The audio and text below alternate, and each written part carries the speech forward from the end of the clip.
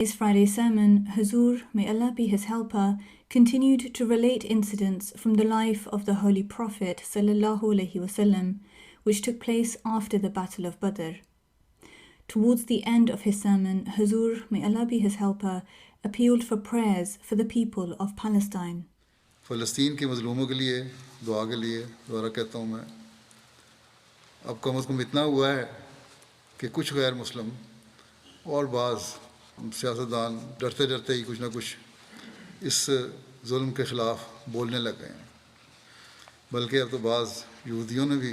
اس عمل سے بیداری کا اظہار کیا ہے اور اسرائیلی حکومت کو کہا ہے کہ ہمیں بدنام کیوں کر رہے ہو۔ بہرحال چھوٹی چھوٹی آوازیں کہیں نہ کہیں سے غیروں میں بھی اٹھنے لگ گئی ہیں۔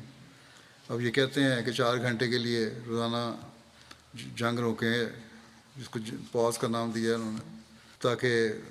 مدد پہنچ سکے فلسطینیوں تک۔ اللہ تعالیٰ بہتر جانتا ہے کتنا عمل ہوگا اس پر، اور باقی وقت جو ہے 20 گھنٹے کا، اس پر کتنے ظلم کرنے ہیں انہوں نے فلسطینیوں پر، اللہ بہتر جانتا ہے کتنی بمبارمنٹ کریں گے۔ اکثر بڑی حکومتیں اور سیاستدان بھی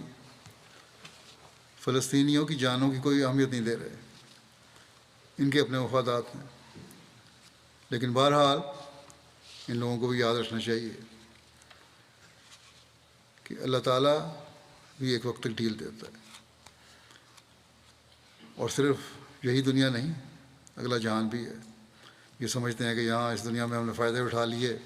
تو سب کچھ حاصل ہو جائے گا، اس دنیا میں بھی پکڑ ہو سکتی ہے اور اگلے جہان میں بھی پکڑ ہوگی۔ بہرحال ہمیں دعاؤں کی طرف توجہ دینی چاہیے، اللہ تعالیٰ مظلوم فلسطینیوں کی داد رسی کرتے ہوئے انہیں ان ظلموں سے نجات دلوائے۔